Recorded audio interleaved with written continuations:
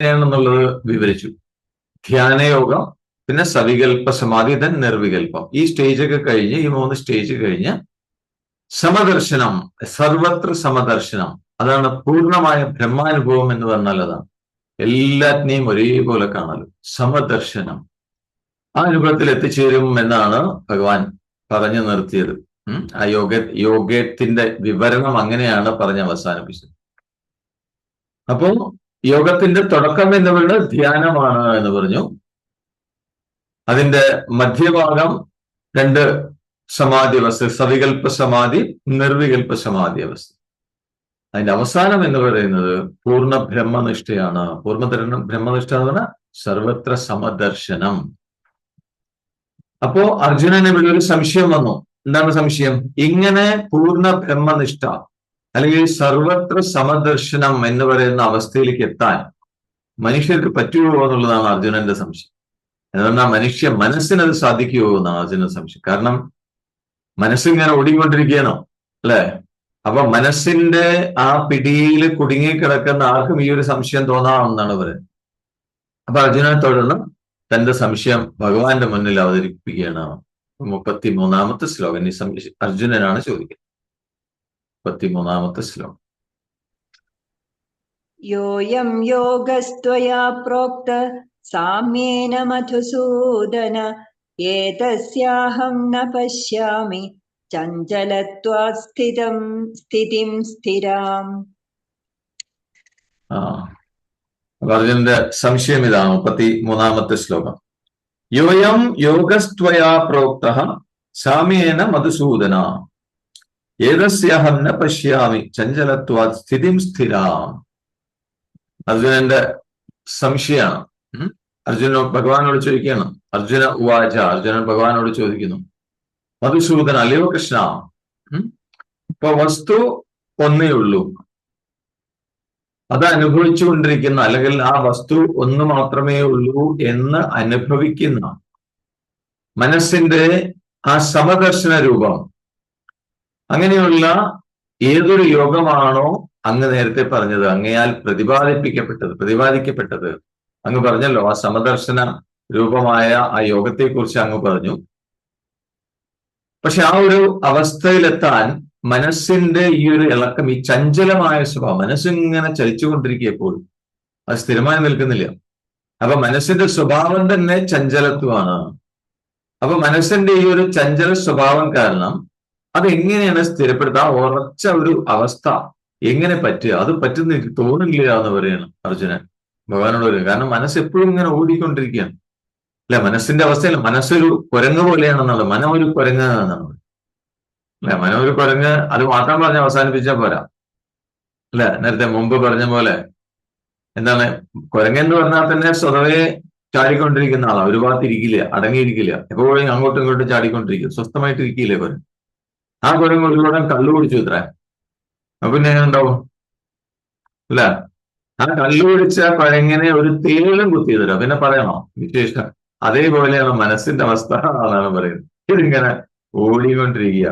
അപ്പൊ അർജുനൻ പറയുന്നത് ഇതാണ്, ഇങ്ങനെ മനസ്സ് ഓടിക്കൊണ്ടിരിക്കുന്ന, ചലിച്ചുകൊണ്ടിരിക്കുന്ന, തുള്ളിച്ചാടിക്കൊണ്ടിരിക്കുന്ന ഈ മനസ്സിന്റെ ആ ഒരു സ്വഭാവം കാരണം അതിന് ഈ ഒരു അവസ്ഥ, സമദർശനം എന്ന് പറയുന്ന ഒരു അവസ്ഥയിലേക്ക് എത്താൻ പറ്റുന്ന എനിക്ക് തോന്നുന്നില്ല എന്ന് പറയുന്ന അർജുനൻ.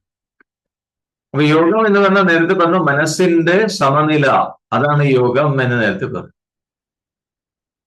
അപ്പൊ ഇതിന്റെ ആദ്യത്തെ സ്റ്റെപ്പ് എന്ന് പറഞ്ഞാൽ എന്താണ്? ആ സമനില നേടാനുള്ള ആ യോഗം, ആ അവസ്ഥയിലേക്ക് എത്താനുള്ള ഒന്നാമത്തെ പടി എന്ന് പറയുന്നത്, ജീവിതത്തില് ദ്വൈതങ്ങൾ ഉണ്ടാവും, ദ്വന്ദ്വാനുഭവങ്ങൾ ഉണ്ടാവും. എന്താണ് ഈ ദ്വന്ദ്വാനുഭവങ്ങൾ? നല്ലത്, ചീത്ത, സുഖം, ദുഃഖം തുടങ്ങിയ ഓപ്പോസിറ്റ്സ്. അപ്പൊ അങ്ങനെയുള്ള അനുഭവങ്ങൾ ഉണ്ടാവുമ്പോൾ ആ അനുഭവങ്ങളിൽ മനസ്സ് ചലിക്കരുത്, മനസ്സ് ഇളകരുത്. ആ അനുഭവങ്ങളിലൊന്നും മനസ്സ് ഇളകാതെ അതിനെ സമനില അഭ്യസിപ്പിക്കണം, പ്രാക്ടീസ് ചെയ്യണം. ഇതാണ് ഒന്നാമത്തെ സ്റ്റെപ്പ് എന്നാണ് പറയുന്നത്. കേൾക്കുന്നുണ്ടോ? അതിനാണ് ഗുരുജി നമ്മൾക്കൊരു ഒരു സൂത്രം പറഞ്ഞു തന്നിരിക്കുന്നത്, അല്ല? Opposite values are complementary. ഓർമ്മ ഉണ്ടോ? എവിടെയോ കേട്ടൊരു ഓർമ്മ ഉണ്ട്, അല്ല? എവിടെയോ കേട്ടൊരു ഓർമ്മ. Opposite values are complementary. വിപരീത മൂല്യങ്ങൾ പരസ്പര പൂരകങ്ങളാണ്. അപ്പൊ ഇത് ഈ പോയിന്റ് അപ്ലൈ ചെയ്യാൻ സാധിച്ചു കഴിഞ്ഞാൽ എന്താവും? മനസ്സ് ബാലൻസ്ഡ് ആവും.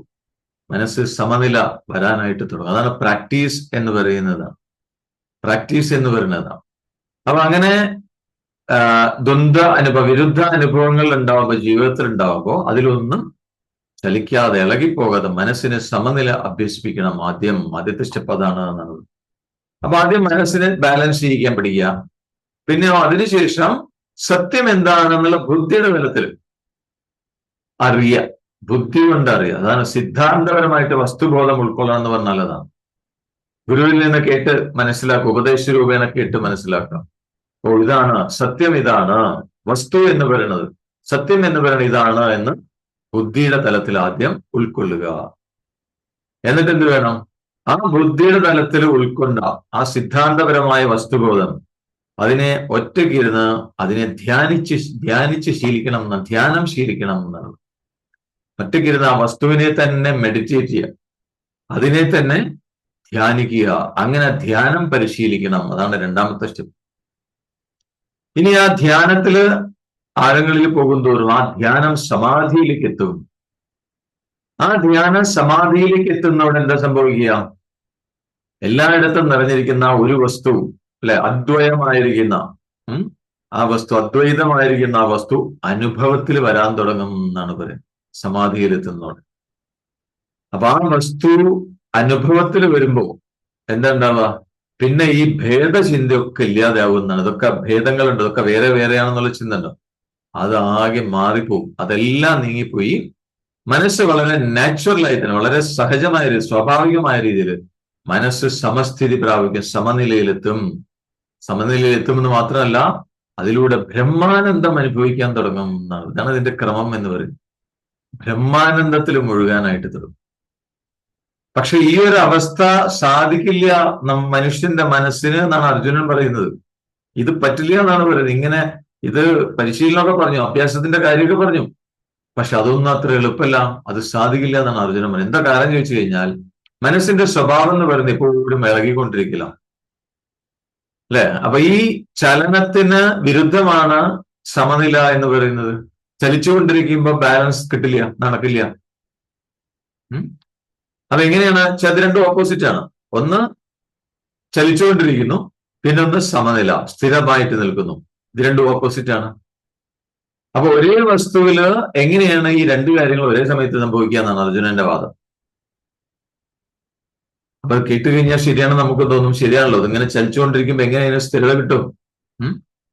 അപ്പൊ മനസ്സിവിടെ, അപ്പൊ അർജുനൻ ഇവിടെ അടുത്ത ശ്ലോകത്തിൽ തന്റെ വാദം ഒന്നുകൂടി വിശദീകരിക്കുന്നുണ്ട്. മനസ്സ് ചഞ്ചലമാണ് എന്ന് ഞാൻ പറഞ്ഞത് എങ്ങനെയാണ് എന്നത് ഒന്നുകൂടി വിശദീകരിക്കുകയാണ് അർജുനൻ അടുത്ത ശ്ലോകത്തിൽ. 34-ാമത്തെ ശ്ലോകം ചൊല്ലുക.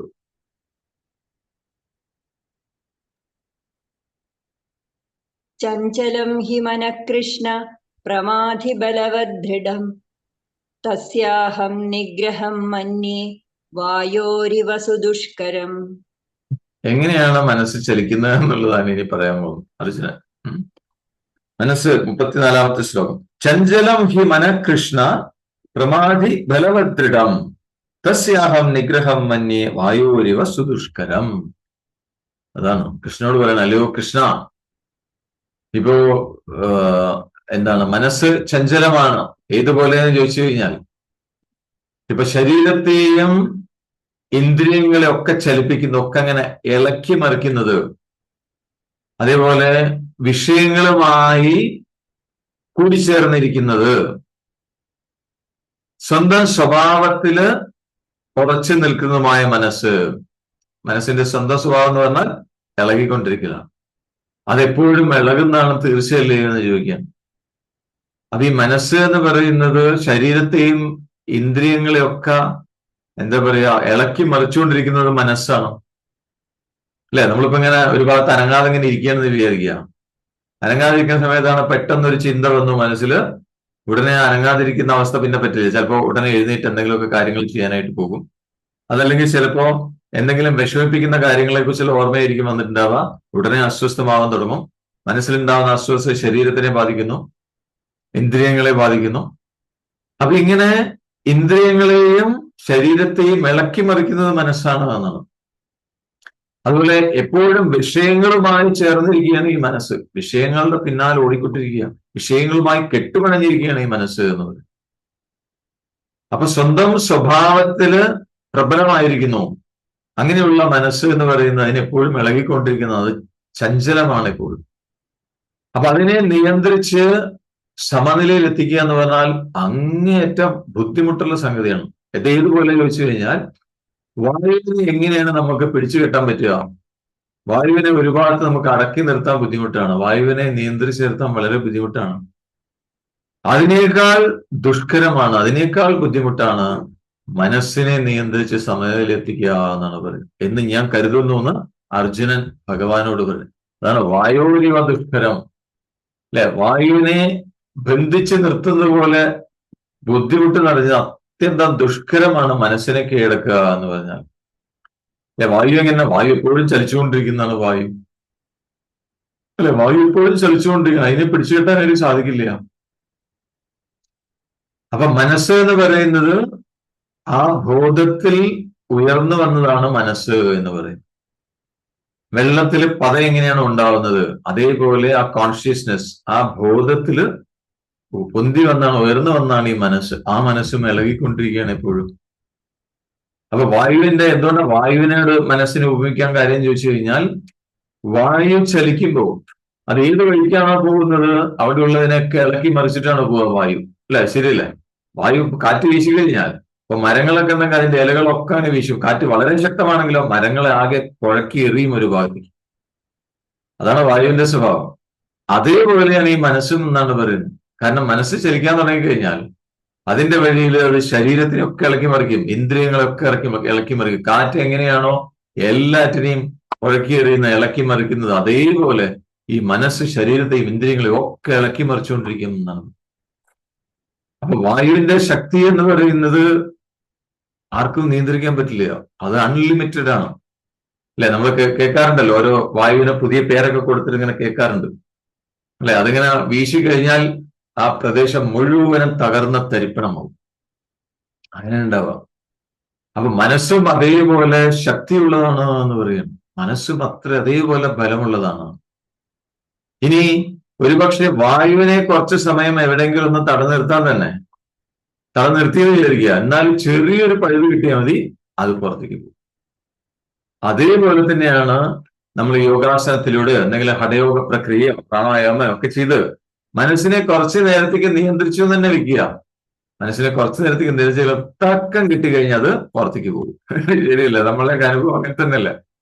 അല്ലെ, ധ്യാനത്തിൽ ഇരിക്കുമ്പോൾ നമ്മളിങ്ങനെ ചില അനുഭവം പ്രാണായാമൊക്കെ ചെയ്ത് നമ്മൾ ഇരിക്കാൻ തുടങ്ങി, എങ്ങനെയെങ്കിലും ഒരു ഗ്യാപ്പ് കിട്ടിക്കഴിഞ്ഞാൽ അത് നമ്മളെ വിട്ട് പുറമേക്ക് ഓടിപ്പോകും. ഇതാണ് മനസ്സിന്റെ സ്വഭാവം എന്ന് പറയും.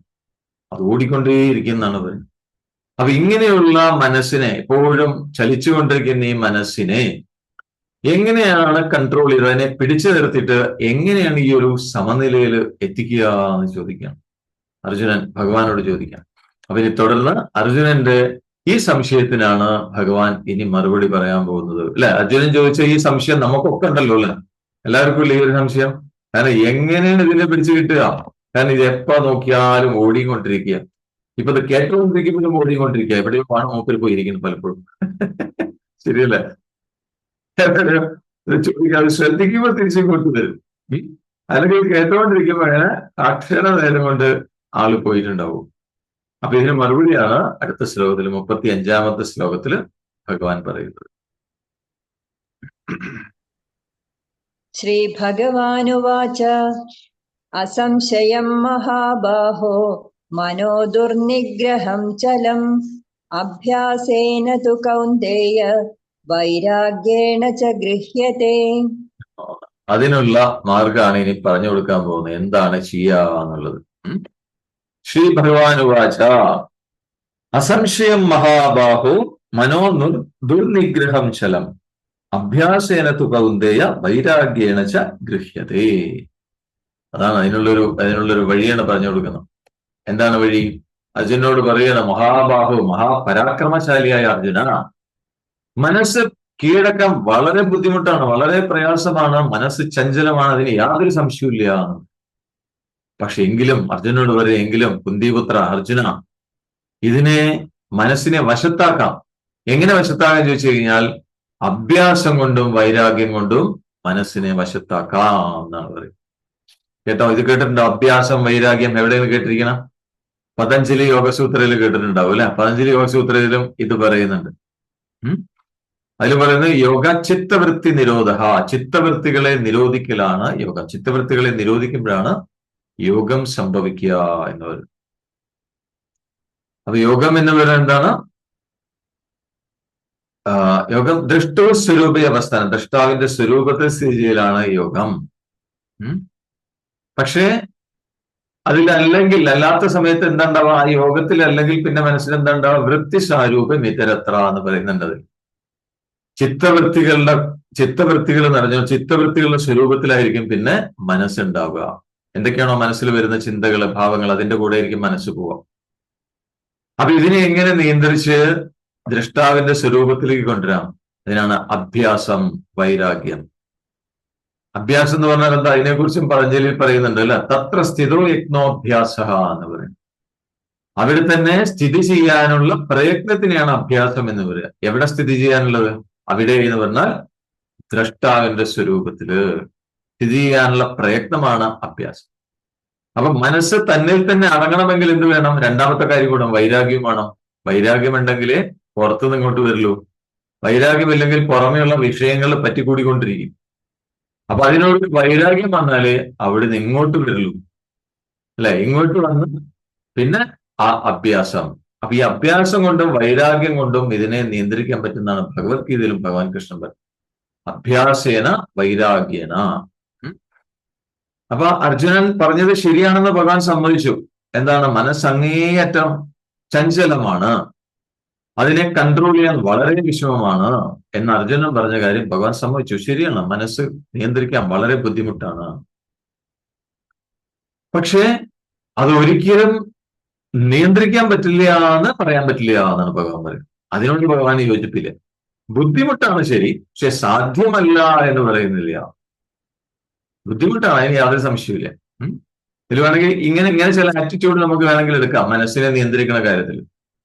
ഒന്നുകിൽ ആദ്യം പറയാം പറ്റില്ല എന്ന് പറയാം, മനസ്സിനെ ഒരിക്കലും നിയന്ത്രിക്കാൻ പറ്റില്ല എന്ന് വേണമെങ്കിൽ നമുക്ക് വാദിക്കാം. പിന്നെ രണ്ടാമത്തത്, മനസ്സിനെ നിയന്ത്രിക്കാൻ ബുദ്ധിമുട്ടാണ് പക്ഷെ സാധിക്കും എന്ന് പറയാം. പിന്നെ മൂന്നാമത്തെ മനോഭാവം എന്ന് പറയുന്നത് മനസ്സിനെ നിയന്ത്രിക്കാൻ സാധിക്കും പക്ഷെ ബുദ്ധിമുട്ടാണ്. ഇത് തമ്മിൽ എന്താ വ്യത്യാസം? ഇത് മൂന്നും തമ്മിൽ എന്താണ് വ്യത്യാസം? പറ്റില്ല എന്ന് പറഞ്ഞു കഴിഞ്ഞാൽ പിന്നെ അതിൽ വേറെ ചിന്തയൊന്നുമില്ല, വേറെ എഫേർട്ടൊന്നും വരുന്നില്ല. മനസ്സിനെ നിയന്ത്രിക്കാൻ പറ്റില്ല എന്ന് തീരുമാനിച്ചു കഴിഞ്ഞാൽ പിന്നെ പറ്റില്ല, പിന്നെ വേറെ എഫേർട്ടൊന്നും നമ്മൾ മെനക്കെടില്ല, വേറെ ഒന്നും ഒരു ശ്രമം നടക്കില്ല അവിടെ. രണ്ടാമത്തേല് ബുദ്ധിമുട്ടാണ്, മനസ്സിനെ നിയന്ത്രിക്കാൻ ബുദ്ധിമുട്ടാണ് എന്നാൽ സാധ്യമാണ്. മൂന്നാമത്തത് സാധ്യമാണ് പക്ഷെ ബുദ്ധിമുട്ടാണ്. ഇത് രണ്ടും തമ്മിൽ എന്താ വ്യത്യാസം? മനസ്സിനെ നിയന്ത്രിക്കാൻ പറ്റും പക്ഷെ ബുദ്ധിമുട്ടാണെന്ന് പറഞ്ഞാൽ നിയന്ത്രിക്കുകയൊക്കെ ചെയ്യാം പക്ഷെ ബുദ്ധിമുട്ടാണ്, എനിക്കിപ്പോ താല്പര്യമില്ല, എനിക്ക് സൗകര്യമില്ല എന്നർത്ഥം. നേരെ മറിച്ച് ബുദ്ധിമുട്ടാണ് സാധ്യമാണെന്ന് പറഞ്ഞാലോ, മനസ്സിനെ നിയന്ത്രിക്കാൻ ബുദ്ധിമുട്ട് തന്നെയാണ് പക്ഷെ ഇറ്റ് ഈസ് പോസിബിൾ. ആ ഒരു ആറ്റിറ്റ്യൂഡില് ഇത് കാര്യം നടക്കുള്ളൂ അല്ലെ? ആ ഒരു ആറ്റിറ്റ്യൂഡിലാണ് കാര്യങ്ങൾ നടക്കുള്ളൂ. ബുദ്ധിമുട്ടാണ് ഇനി അതേ സമയം. ഇപ്പൊ ഭഗവാൻ പറയണം മനസ്സിനെ നിയന്ത്രിക്കാൻ ബുദ്ധിമുട്ടാണ് പക്ഷെ ഇറ്റ് ഈസ് പോസിബിൾ. അത് ഇമ്പോസിബിൾ ആണെന്നുള്ള കാര്യം ഭഗവാൻ തള്ളിക്കളയാണ്. അപ്പൊ എങ്ങനെയാണ് ആ മനസ്സിനെ നിയന്ത്രിക്കാൻ സാധിക്കുക എന്ന് ചോദിച്ചു കഴിഞ്ഞാൽ ഈ രണ്ട് ഉപായങ്ങളാണ്. ഒന്ന് അഭ്യാസം, പിന്നൊന്ന് വൈരാഗ്യം. അഭ്യാസത്തിലൂടെയും വൈരാഗ്യത്തിലൂടെയും മനസ്സിനെ നമുക്ക് നിയന്ത്രിക്കാനായിട്ട് പറ്റും. അതാണ് ഭഗവാൻ പറയുന്നത്. എന്ന് മാത്രമല്ല ഭഗവാൻ സൂചിപ്പിക്കുന്നുണ്ട്, ഇത് ഞാൻ ചെയ്തിട്ട് സൂചന കൊടുക്കുന്നുണ്ട് അതിനകത്ത്. അപ്പോ അഭ്യാസം എന്ന് പറയുന്നത് അതാണ് തത്ര സ്ഥിതോ യജ്ഞോ അഭ്യാസക. മനസ്സിനെ ഏകാഗ്രപ്പെടുത്തി ആത്മനിഷ്ഠമാക്കാനുള്ള പ്രയത്നമാണ്, അത് ആവർത്തിച്ച് ചെയ്യലാണ് അഭ്യാസം. അഭ്യാസം അങ്ങനെയല്ലോ, പ്രാക്ടീസ് എന്ന് പറഞ്ഞാൽ ആവർത്തിച്ച് ചെയ്യുന്നതാണ് അഭ്യാസം. അപ്പൊ ഒരു തവണ മാത്രം ചെയ്തുകൊണ്ട് കാര്യമില്ല, ആവർത്തിച്ച് ചെയ്യേണ്ടി വരും. എന്താണ് ആവർത്തിച്ച് ചെയ്യേണ്ട? മനസ്സിനെ ഏകാഗ്രമാക്കുക, ആത്മനിഷ്ഠമാക്കുക, ആത്മാവിലേക്ക് കൊണ്ടുവരിക. അതിനുള്ള പ്രയത്നം അത് ആവർത്തിച്ച് ചെയ്യുമ്പോൾ ദാറ്റ് ഈസ് അഭ്യാസ. അതാണ് പ്രാക്ടീസ് എന്ന് പറയുന്നത്. കിട്ടിയോ? മനസ്സിലായോ? അപ്പൊ എപ്പോഴെങ്കിലും ഒരു ഭാഗത്ത് ചെയ്ത പോരാ. അതും പതഞ്ജലി മഹർഷി വ്യക്തമായിട്ട് പറയണ്ടല്ലോ, എത്ര കാലം ചെയ്യണം? സദുദീർഘകാല നൈരന്തര്യ സത്കാര സേവിതോ ദൃഢഭൂമി എന്നാണ് പറയുന്നത്. അഭ്യാസം എന്ന് പറയുന്നത് അതാകട്ടെ എത്ര കാലം ചെയ്യണം? ദീർഘകാലം. കുറേ കാലം ചെയ്യേണ്ടി വരും എന്നാണ് വരുന്നത്. ഒരു ദിവസം ചെയ്തുകൊണ്ട് കാര്യമില്ല. ദീർഘകാല, പിന്നെ നൈരന്തര്യം, നിരന്തരമായിരിക്കണം, വിത്തൗട്ട് എനി ഗ്യാപ്പ്, ഇടതടവില്ലാതെ ചെയ്തുകൊണ്ടിരിക്കണം എന്നാണ് പറയുന്നത്. നമ്മൾ അഭ്യാസമൊക്കെ ചെയ്യാറുണ്ട്, പക്ഷെ നിരന്തരമാണ് ആവണം എന്ന് പറഞ്ഞാലേ നമുക്ക് പ്രശ്നമുള്ളൂ. നമുക്ക് സമയം കിട്ടുമ്പോഴേക്കും നമ്മൾ ചെയ്യുള്ളൂ, അല്ല, സമയം കിട്ടിയില്ലെങ്കിൽ നമ്മൾ ചെയ്യില്ല. അതുകൊണ്ട് കാര്യമില്ല എന്നാണ് അതിൽ പറയുന്നത്. നിരന്തരമായിരിക്കണം. സത്കാര സേവിതോദിന്റെ ഭൂമി, അതിനെ ആദരിച്ചുകൊണ്ട് ചെയ്യണം. അപ്പോ എന്തുകൊണ്ടാണ് ഇങ്ങനെ ആവർത്തിച്ച് ചെയ്യണം എന്ന് പറയാനുള്ള കാരണം ചോദിച്ചു കഴിഞ്ഞാൽ, അഭ്യാസം ആവർത്തിച്ച് ചെയ്യണം എന്ന് പറയാനുള്ള കാരണം, ഇപ്പോ ആവർത്തിച്ച് റിപ്പീറ്റ് ചെയ്തിട്ട് മനസ്സിനെ കൊണ്ട് എന്താണോ നമ്മൾ ചെയ്യിക്കുന്നത് അതിൽ മനസ്സ് തങ്ങി നിൽക്കും. ഇത് മനസ്സിന്റെ ഒരു സ്വഭാവമാണ്. നമ്മൾ സ്ഥിരമായിട്ട് ഒരു കാര്യം ഇങ്ങനെ ആവർത്തിച്ച് ചെയ്തുകൊണ്ടിരുന്നു കഴിഞ്ഞാൽ അതിലൊരു കംഫർട്ട് സോൺ കണ്ടെത്തും മനസ്സ്. പിന്നെ അതൊരു സുഖമായി തീരും. അത് മനസ്സിന്റെ ഒരു സ്വഭാവമാണ് എന്നാണ് പറയുന്നത്. അല്ലെ, നമ്മൾ ദിവസേന രാവിലെ 5 മണിക്ക് വെച്ച് യോഗാസനം പ്രാക്ടീസ് ചെയ്യുന്നു. കുറച്ച് ദിവസം ചെയ്തു കഴിഞ്ഞാൽ അതിൽ കംഫർട്ടബിൾ ആവും, അതിലൊരു സുഖം നമുക്ക് കിട്ടും. സ്ഥിരമായിട്ട് അത് മനസ്സിന്റെ ഒരു സ്വഭാവമാണ്, സ്ഥിരമായിട്ട് ചെയ്യുമ്പോൾ. അപ്പൊ ആവർത്തിച്ച് എന്താണോ മനസ്സിനെ കൊണ്ട് മനസ്സിനെ പഠിപ്പിക്കണം നമ്മൾ, അതില് മനസ്സ് തങ്ങി നിൽക്കും. അത് മനസ്സിന്റെ സ്വഭാവമാണ്. അപ്പോ ഈശ്വര ധ്യാനം അല്ലെങ്കിൽ ആത്മധ്യാനം, അതിനെ ആവർത്തിച്ച് മനസ്സിനെ പരിശീലിപ്പിക്കുകയാണെങ്കിൽ മനസ്സ് ക്രമേണ പതുക്കെ പതുക്കെ നാച്ചുറലായിട്ട് ആ വഴിക്ക് വരും എന്നാണ് പറയുന്നത്. പതുക്കെ പതുക്കെ, മനസ്സിലായോ? കേട്ടോ? യെസ്, അത് പ്രാക്ടീസ് ചെയ്യണം. അപ്പൊ പ്രാക്ടീസ് ചെയ്ത് കഴിഞ്ഞാൽ നാച്ചുറലായിട്ട് ആ ഒരു രീതിയിലേക്ക് അത് വരാൻ തുടങ്ങും മനസ്സ്. അപ്പൊ മനസ്സിന്റെ ഈ ഒരു സ്വഭാവം എന്താണെന്നുള്ളത് ആചാര്യന്മാർക്കറിയാം, സത്യദർശികൾക്കറിയാം. അപ്പൊ അതുകൊണ്ടാണ് ഗുരുക്കന്മാര് സാധകന്മാരോട് എല്ലാ ദിവസവും ദിവസേന കൃത്യമായിട്ട് കുറച്ച് സമയമെങ്കിലും ധ്യാനം പരിശീലിക്കണം എന്ന് പറയാനുള്ള കാരണം അതാണ്. അപ്പൊ മനസ്സിലായോ എന്തിനാ ഗുരുജി സാധന ചെയ്യാൻ പറഞ്ഞെന്നുള്ളത് പിടികിട്ടിയോ? ദിവസേന നമ്മള് സാധന ചെയ്യുന്ന സമയത്ത് മനസ്സ് ആ വഴിക്ക് വരാനായിട്ട് തുടങ്ങും, പ്രാക്ടീസ് ചെയ്യുമ്പോൾ. അപ്പൊ അതുകൊണ്ടാണ് ആചാര്യന്മാർ അങ്ങനെ പറയുന്നത്. ശിഷ്യന്മാരോട്, സാധകന്മാരോട് പറയാറുണ്ട്, ദിവസേന കൃത്യമായിട്ട് ധ്യാനം ശീലിക്കൂ. അതേപോലെ ഇടയ്ക്കൊക്കെ നാമസങ്കീർത്തനത്തിൽ ഏർപ്പെടുക. പിന്നെയോ സമയം കിട്ടുമ്പോ ഒക്കെ ഭഗവാന്റെ കഥകൾ കേൾക്കുക. ഇങ്ങനെയൊക്കെ ആവുന്ന സമയത്ത് ആ ഒരു സംസ്കാരം മനസ്സിൽ വളരാനായിട്ട് തുടങ്ങും. ഇപ്പൊ ശരിക്കും പറഞ്ഞാൽ ഒരു ദിവസം ബാക്കിയുള്ള കാര്യങ്ങളെക്കാൾ, എന്നുവെച്ചാൽ ലൗകിക വിഷയങ്ങളെക്കാൾ കൂടുതൽ ഭഗവാന്റെ തത്വം സ്മരിക്കാൻ, ഭഗവാനെ സ്മരിക്കാൻ ബോധപൂർവം പരിശീലിക്കുന്ന ആൾക്ക് ക്രമേണ ആ ഈശ്വരനില് ഏകാഗ്രത ഉണ്ടാവാനായിട്ട് തുടങ്ങും. മനസ്സിലായോ? പതുക്കെ പതുക്കെ അതിലേക്ക് മനസ്സ് ഏകാഗ്രമാവാനായിട്ട് തുടങ്ങും. അതുകൊണ്ടാണ് നമ്മൾ ഇപ്പോ ക്ഷേത്രങ്ങളിലൊക്കെ ഓരോരോ സപ്താഹം, ഭാഗവത സപ്താഹം ഒക്കെ വെക്കുന്നുണ്ട് അല്ല. അതൊക്കെ 7 ദിവസം ചെയ്യുമ്പോൾ തന്നെ മനസ്സിനിങ്ങനെ അതിലേക്ക് വരണം. പക്ഷെ ശരിക്കും 7 ദിവസം പോരാ, സപ്താഹമല്ല വേണ്ടത്. കാരണം 7 ദിവസം കൊണ്ട് ആ ശീലമാവില്ല. നമ്മൾ ശീലമാവണമെങ്കിൽ ഏതൊരു കാര്യവും നമ്മൾ 21 days കണ്ടിന്യൂസ് ആയിട്ട് ചെയ്യണം എന്നാണ്. 21 ദിവസം സ്ഥിരമായിട്ട് ചെയ്തു കഴിഞ്ഞാൽ അത് ശീലമായി തീരും. അതേപോലെ തന്നെ ഏതെങ്കിലും ഒരു ശീലത്തിൽ നിന്ന് രക്ഷപ്പെടണമെങ്കിൽ 21 ദിവസമായി ചെയ്യാതിരുന്നാൽ മതി. അപ്പൊ അതൊന്ന് പുറത്തെടുക്കാനും പറ്റും. പിന്നെ ഒരു 20 ദിവസം കൂടെ എക്സ്റ്റെൻഡ് ചെയ്ത് കഴിഞ്ഞാൽ 41 days 20 ദിവസം കൂടെ എക്സ്റ്റെൻഡ് ചെയ്ത് കഴിഞ്ഞാൽ അത് നമ്മളെ ഹാബിറ്റായി മാറും. അപ്പൊ നമ്മളൊരു 21 ദിവസം നമ്മൾ ഈ ഭഗവാന്റെ തത്വം ഓർമ്മിച്ചുകൊണ്ടിരിക്കുകയെന്ന് വിചാരിക്കുക, ബോധപൂർവം പരിശീലിക്കുകയാണെങ്കിൽ 21 ദിവസം കൊണ്ട് അത് ശീലമാവും. പിന്നെ നമ്മൾ വേറെ എന്ത് ജോലി ചെയ്യണമെങ്കിലും അത് തന്നെ നമ്മൾ ചിന്തിച്ചുകൊണ്ടിരിക്കും എന്നാണ് പറയുന്നത്. അതിന്ന് പുറത്തു വരാൻ ഒരു ദിവസം തന്നെ വേണ്ട. കാരണം നമ്മൾ ഓപ്പോസിറ്റ് ശീലിച്ച് വെച്ചിരിക്കുകയാണ് ആൾറെഡി. അപ്പൊ അതിലേക്ക് പോകാനുള്ള ടെൻഡൻസി ഉണ്ടാവും അല്ലെ. വിഷയങ്ങളോട് ഇടപഴകുന്നത് ശീലിച്ചു വെച്ചിരിക്കുക മനസ്സിൽ. അതാണ് പ്രാക്ടീസ് ചെയ്ത് ഉണ്ടാക്കി വെച്ചിരിക്കുന്നത്, നമ്മൾ അറിഞ്ഞോ അറിയാതെയോ. അപ്പൊ അതിലാണ് കുടുങ്ങി കിടക്കുന്നത്. അപ്പൊ അത് പുറത്തു കിടക്കാനാണ് നമുക്ക് പ്രാക്ടീസ് ആവശ്യം. അതിലേക്ക് വരാൻ പ്രാക്ടീസ് ആവശ്യമില്ല. അത് സ്വാഭാവികമായിട്ട് വന്നുകൊണ്ടിരിക്കുന്നുണ്ട്. ഇപ്പോ അതിനെ തിരിച്ചു കൊണ്ടുവരണം നമ്മൾ. അപ്പോ മറ്റുള്ള വിഷയങ്ങളെക്കാൾ കൂടുതൽ ആ ഈശ്വര സ്മരണ ബോധപൂർവം ശീലിക്കുകയാണെങ്കിൽ ക്രമേണ അതില് മനസ്സിന്റെ ഏകാഗ്രത വളരെ നാച്ചുറലായി തീരും. വളരെ സ്വാഭാവികമായിട്ട് തന്നെ അതിൽ ഏകാഗ്രപ്പെടാനായിട്ട് തുടങ്ങും. അപ്പൊ ഇതാണ് അഭ്യാസത്തിന്റെ രഹസ്യം എന്ന് പറഞ്ഞാൽ ഇതാണ്. അപ്പൊ മനസ്സിനെ കൊണ്ട് അങ്ങനെ അഭ്യാസിച്ചു കഴിഞ്ഞാൽ അതിലേക്ക് വരാൻ തുടങ്ങും. അപ്പൊ വൈരാഗ്യം എന്ന് പറഞ്ഞാലോ, വൈരാഗ്യം എന്ന് പറഞ്ഞു കഴിഞ്ഞാൽ ഈ ലൗകിക സുഖങ്ങളോട് താല്പര്യമില്ലാതാക്കുക മനസ്സിൽ. അതാണ് വൈരാഗ്യം. അപ്പൊ വൈരാഗ്യം വരാനുള്ള മാർഗം എന്താണെന്ന് നേരത്തെ പറഞ്ഞു അല്ലെ, ഇതൊന്നും യഥാർത്ഥത്തിൽ സത്യമല്ല. സത്യം എന്ന് പറയുന്നത് ആ ബോധമാണ്, അതാണ് വസ്തു എന്ന് പറയുന്നത്. അതിലുണ്ടെന്ന് തോന്നുന്ന ഒരു പ്രതിഭാസമാണ് അല്ലെ, മായ ആണ് ഈ കാണുന്നതൊക്കെ. അത് ഉറപ്പിക്കും. ഇതൊക്കെ നശിച്ചു പോകുന്നതാണ്, സ്ഥിരമല്ല. അങ്ങനെയുള്ള കാര്യങ്ങൾ ഉറപ്പിച്ചു കഴിഞ്ഞാൽ ആ വൈരാഗ്യം, വിഷയങ്ങളോട് താല്പര്യം കുറയാനായിട്ട് തുടങ്ങും. അപ്പൊ എന്തുകൊണ്ടാണ് ഇപ്പോ വിഷയങ്ങളിൽ കുടുങ്ങിക്കിടക്കുന്നത് ചോദിച്ചു കഴിഞ്ഞാൽ, വിഷയങ്ങളെ കുറിച്ച് ധ്യാനിക്കുക എന്നുള്ളത് മനസ്സ് ശീലിച്ച് ഉറപ്പിച്ച കാര്യമാണ് അല്ലെ. നമ്മൾ വെറുതെ ഇരിക്കുകയാണെങ്കിലും എന്തിനെ കുറിച്ചായിരിക്കും ആലോചിക്കേണ്ടാവുക? പുറമെയുള്ള കാര്യങ്ങളെ കുറിച്ചാണ് മനസ്സ് അതിലേക്ക് തന്നെ പൊക്കോളും. കാരണം അത് ശീലിച്ചു പോയി, മനസ്സിന് അത് ശീലമായി പോയി.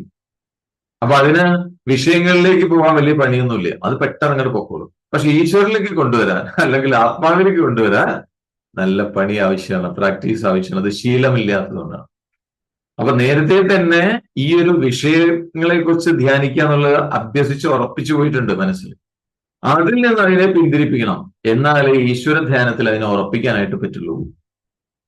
അപ്പൊ വൈരാഗ്യം കൊണ്ട് എന്താണ് നേടാനുള്ളത് വെച്ച് കഴിഞ്ഞാൽ ആ പിന്തിരിപ്പിക്കലാണ്. വിഷയങ്ങളിൽ നിന്ന് പിന്തിരിപ്പിക്കലാണ് വൈരാഗ്യം കൊണ്ട് നേടാനുള്ളത് എന്നാണ് പറയുന്നത്. അപ്പൊ ഈ വൈരാഗ്യം പെട്ടെന്ന് നടക്കില്ല, അതും പതുക്കെ പതുക്കെ സാധിക്കുള്ളൂ. വളരെ സാവകാശം ശീലിക്കേണ്ടതാണ്, സാധിക്കേണ്ടതാണ് എന്നാണ് പറയുന്നത്.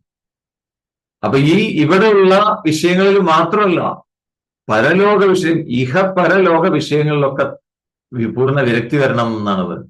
അപ്പൊ വൈരാഗ്യത്തിന്റെ അങ്ങേയറ്റം എന്ന് പറയുന്നത് ഈ ലോകത്തിലും പരലോകത്തിലും, സ്വർഗം തുടങ്ങിയ ലോകങ്ങളിലുള്ള വിഷയങ്ങളോടും താല്പര്യമില്ലാതിരിക്കും.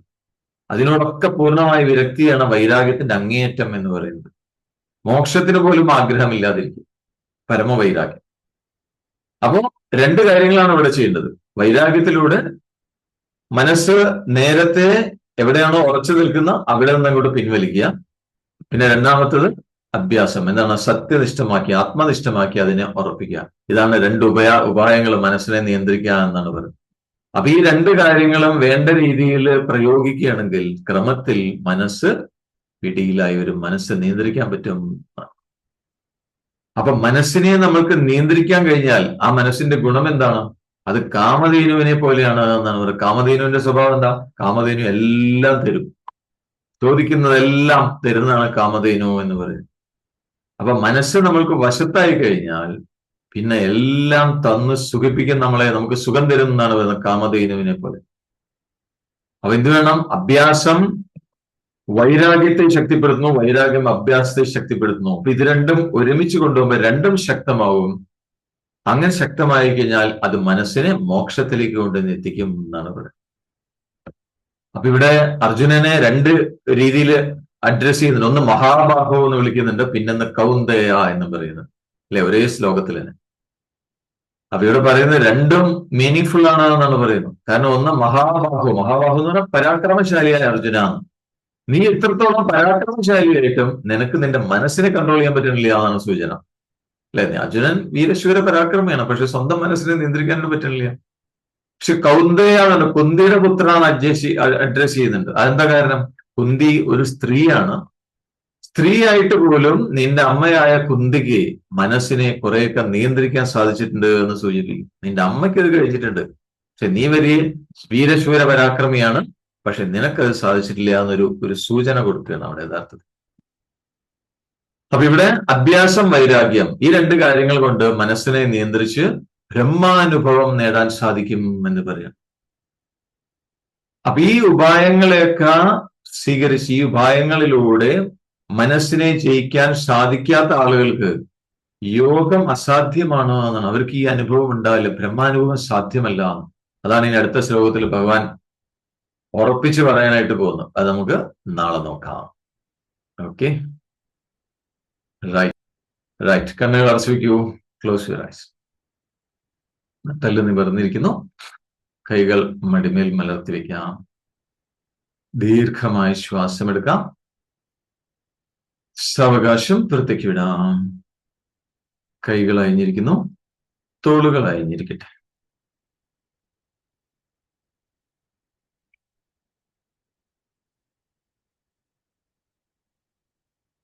മനസ്സിനെ നിരീക്ഷിക്കൂ, അതെവിടെയാണ് പുറത്ത് കറങ്ങി നടക്കുന്നുണ്ടോ അതോ ഉള്ളിലേക്ക് വരുന്നുണ്ടോ? തന്നിലേക്ക് വരുന്നുണ്ടോ? അവനവനിൽ വിശ്രമിക്കുന്നുണ്ടോ?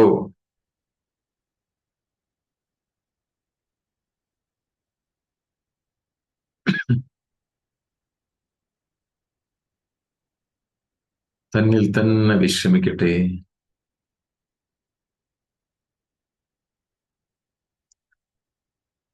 ഓം ശം ശമിദ്ധ്യുവസേ വൃഷന്നഗ്നേ വിശ്വാനര്യ ഇളസ്പദേ സമിധ്യസേ സനോ വശൂന്യാഭരാ സംഘച്ഛധ്വം സംവദധ്വം സംവോമനാംസി ജാനതാ ദേവാഭാഗം യഥാ പൂർവേ സഞ്ജാനാനാ ഉപാസത്തെ സമാനോ മന്ത്രഃ സമിതിഃ സമാനീ സമാനം മനഃ സഹ ചിത്തമേഷാം സമാനം മന്ത്രമഭിമന്ത്ര ഏവ സമാനേന വോഹവിഷാ ജുഹോമി സമാനീവ ആഗൂദിഃ സമാനാ ഹൃദയാനി വഹ സമാനമസ്തു വോ മനോ യഥാ വസ്തു സഹാസതി. നമോ ബ്രഹ്മണേ നമോ വസ്ത്വഗ്നയേ നമഃ പൃഥവ്യേ നമഃ ഓഷധീഭ്യഃ നമോ വാചേ നമോ വാചസ്പതയേ നമോ വിഷ്ണവേ ബൃഹദേ കരോമി. ഓം ശാന്തി ശാന്തി ശാന്തി.